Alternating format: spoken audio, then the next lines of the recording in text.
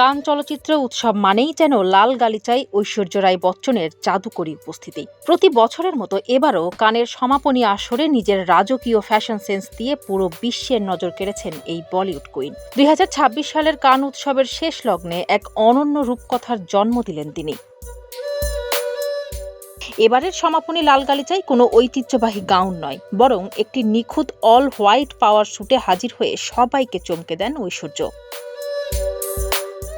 ঐশ্বর্য রায়ের এই আউটফিটটি ছিল একাধারে শক্তিশালী ও মার্জিত।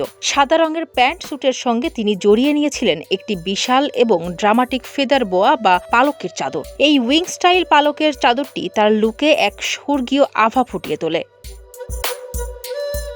খোলা ঢেউ খেলানো চুল, হালকা অথচ গ্ল্যামারাস মেকআপ এবং ঠোঁটে সেই চেনা হাসিতে লাল গালিচায় পা রাখতেই আলোকচিত্রীদের ক্যামেরার ফ্ল্যাশে যেন ঝলসে ওঠে। ক্যামেরার সামনে তার সিগনেচার স্টাইলে ফ্লাইং কিস দিয়ে পুরো কান চত্বর মাতিয়ে রাখেন এই বিশ্বসুন্দরী।